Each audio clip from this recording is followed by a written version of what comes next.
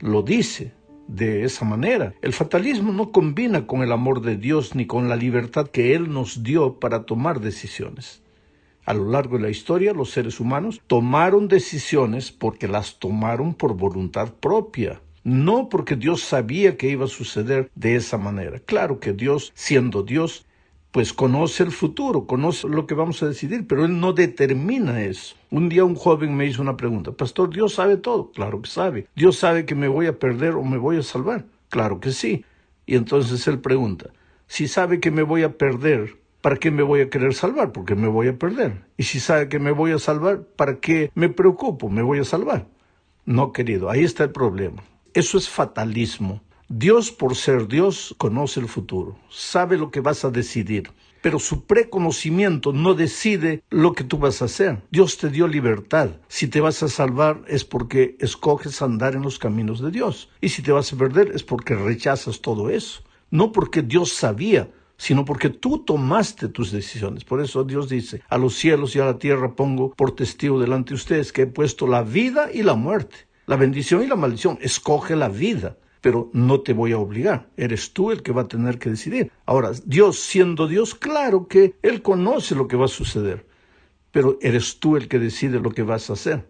Esta semana empezaremos hablando de lo que sucedió en los tiempos de Esdras.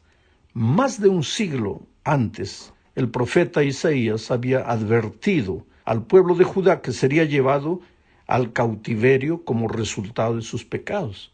Y la profecía se cumplió. No fue de improviso. El pueblo sabía, había sido advertido, pero no hizo caso. Pero llegó el tiempo, y tú sabes la historia. En el año 605 a.C., Nabucodonosor deportó a la familia real y se llevó los utensilios del templo de Babilonia. En 597 a.C., o sea, 8 años después, la Biblia dice: 7,000 hombres valientes y 1,000 artífices fueron llevados. Y en 586, o sea, 11 años después, Babilonia destruyó Jerusalén y el templo y exiló al resto de la población. Pero años después, Ciro el Grande, rey de Persia, que había derrotado a Babilonia, ahora ya Babilonia no estaba en el poder, quien se llevó al pueblo de Israel para allá era Babilonia, pero ahora Babilonia había caído a manos de Ciro, el rey de Persia. Este Ciro ordenó que los exilados regresaran a Jerusalén a reconstruir la ciudad y el templo. Ahora, todos estos hechos también habían sido profetizados, no solo por Isaías, sino también por Jeremías, antes de que Babilonia derrotase al pueblo de Dios. Pero infelizmente el pueblo no oyó las advertencias divinas y sucedió lo que sucedió. Ahora, cuando leemos lo que Daniel y Esdras escriben, podemos ver que ambos escriben la historia de cómo el pueblo regresa a Jerusalén. Daniel relata cómo se fue, Esdras cómo regresó. Daniel es un poco más general. En 2 versículos dice todo. Esdras ya da más detalles, pero así son los escritores bíblicos.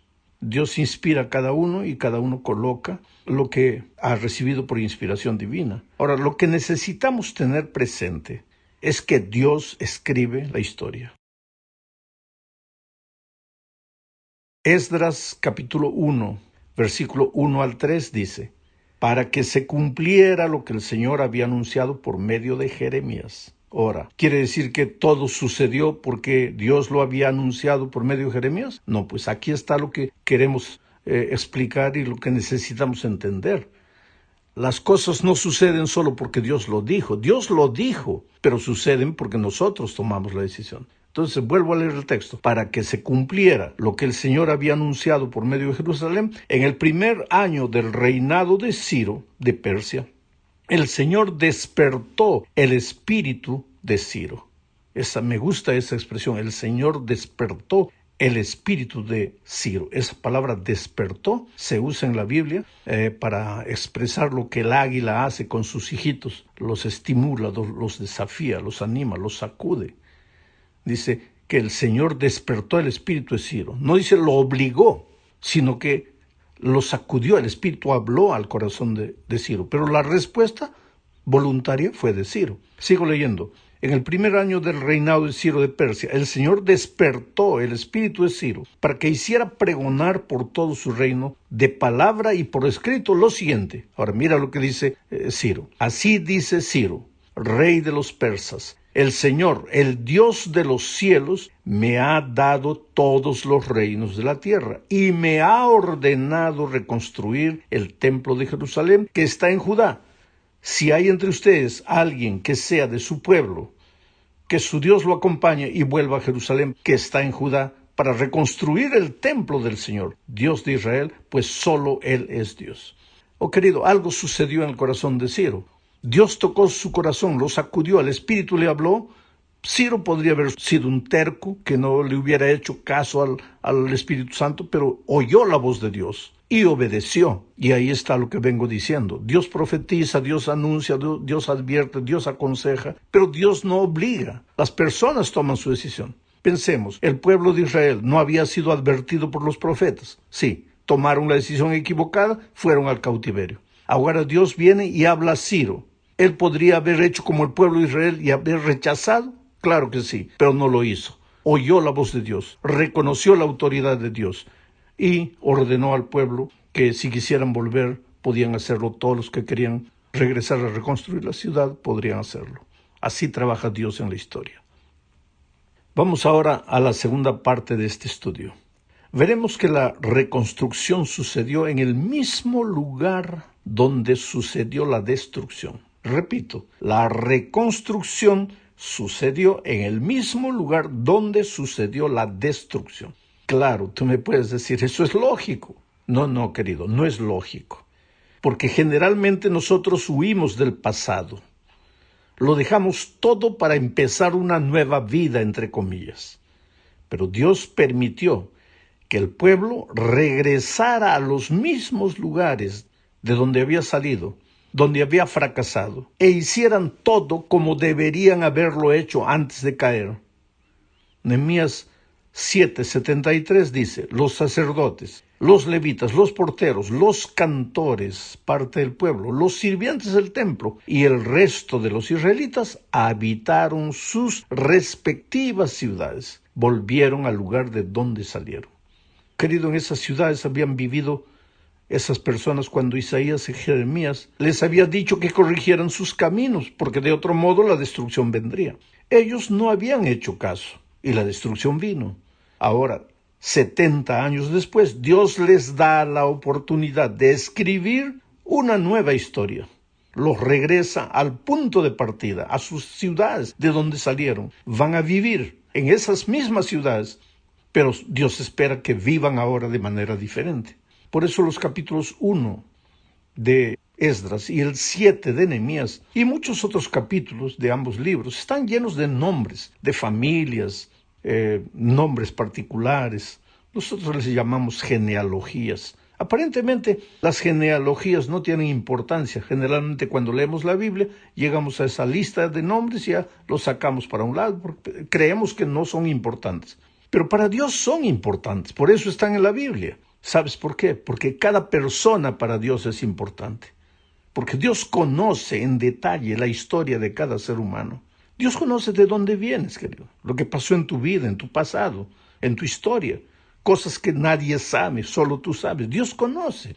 ¿Por qué crees que la Biblia está ahí, nombre por nombre, familia por familia, las personas? Porque Dios es un Dios de detalles. Porque Dios no ve a la iglesia así, una iglesia de 800 miembros. No, Dios ve gente, seres humanos, mujeres, hombres, niños, tristes, que cargan heridas emocionales profundas, de las cuales no se pueden libertar. Dios te ama. Nunca creas que Dios es impersonal. Dios no es una energía flotando por ahí. Dios es un Dios personal, un Padre amado que quiere entrar en tu vida, pero tú tienes que dejarle entrar. Tú tienes que aceptarlo como tu Salvador. Y no hay nada que Él no pueda curar en tu historia, porque Dios se interesa por las personas individualmente. Vamos ahora a la tercera parte. Veremos aquí muchos de los que vivían allá en el cautiverio no quisieron volver a Jerusalén. Habían nacido y crecido en tierra extranjera y sin duda, pues, era todo lo que conocían. ¿Para qué aventurarse a regresar a una tierra que no conocían? Bueno, son mis abuelos, mis bisabuelos, mis padres, pero yo no. Yo conozco esta tierra donde nací y aunque era tierra de cautiverio, pues ahí estamos felices porque es el mundo que conocemos. Hoy no es diferente. No es diferente. Analiza tu caso o analiza el caso de tus hijos. No es diferente. Somos los mismos. Estamos repitiendo la misma historia. En el capítulo 8 de Esdras se menciona familia por familia los que regresaron a Jerusalén junto con Esdras. Pero Esdras 8:15 dice: yo reuní a todos estos junto al río que se dirige a Ahava y acampamos allí durante 3 días. Busqué entre el pueblo y entre los sacerdotes, pero no encontré a ningún descendiente de Leví. Esto parece extraño. ¿No deberían los sacerdotes haber sido los primeros en regresar para reconstruir el templo, la ciudad? Infelizmente, querido, los sacerdotes también son seres humanos, como los pastores hoy. Queremos hacer lo mejor para Dios. Yo te digo con todo mi corazón, los pastores queremos hacer lo mejor para Dios, para su iglesia, pero somos seres humanos y a veces demasiado humanos. Tenemos miedo también, frío, hambre, sentimientos, como cualquier ser humano. A veces la iglesia necesita entender un poco a sus líderes religiosos. Los seres humanos, los que Dios colocó para dirigir su iglesia, no son robots sin sentimientos.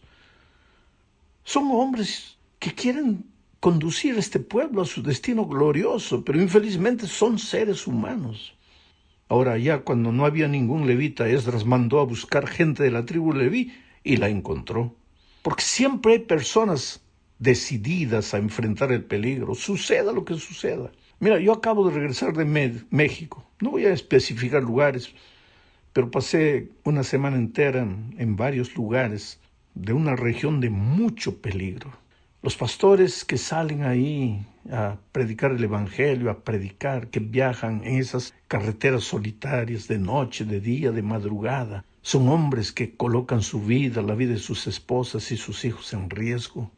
Yo he vuelto de allá admirando a esos hombres. ¿Son robots que no tienen sentimientos? No. Son hombres que tienen sentimientos, que tienen familia, hijos, que se preocupan por ellos, pero que aman a Dios, aman su obra y están dispuestos a trabajar. Yo mismo una noche viajé con 3 de ellos en altas horas de la madrugada por carreteras peligrosas, pero no había otra manera para llegar de un lugar al otro, para tomar un vuelo, cualquier cosa así, no había otra manera. Y sin embargo, querido, ahí están esos pastores. Yo estuve una vez en un país al que no quiero mencionar. El pastor viviendo en una situación precaria. Yo cuando me despedí de él lo abracé y le dije: mira, yo estuve 4 días contigo, fue difícil y todo, pero ya yo me voy. Ahora tú te quedas mes tras mes, año tras año. ¿Por qué? Y él me dice: pastor, es que yo amo a esta gente y Dios me ha dado una misión. Ese es el espíritu de muchos pastores. Aunque tienen miedo, aunque tienen temor, aunque tienen frío, escuchan la voz de Dios y muchas veces uno de ellos puede desanimarse, estar triste. Pero cuando Esdras los mandó buscar, ellos vinieron corriendo y estaban listos para ir con el pueblo a Jerusalén. Vamos a la 4ª parte. Aquí veremos el recogimiento espiritual del pueblo de Dios dirigido por Esdras. Esdras sabía que el viaje de regreso sería largo y peligroso. Entonces mira lo que sucedió. Leo Esdras 8, 21 y 22. Ese día, a las orillas del río Ahava, convoqué a un ayuno general en honor de nuestro Dios para pedir a nosotros y a nuestros hijos y a nuestros bienes nos guiara por el camino correcto. No me atreví a pedirle al rey que enviara con nosotros soldados y gente de a caballo para defendernos de los enemigos en el camino, pues le había dicho: el poder de nuestro Dios hace bien a quienes lo buscan, pero no a quienes lo abandonan, los cuales experimentan su enojo. Qué cosa tremenda, querido. ¿Para qué pedir ayuda, dice Esdras, si nosotros tenemos un Dios todopoderoso?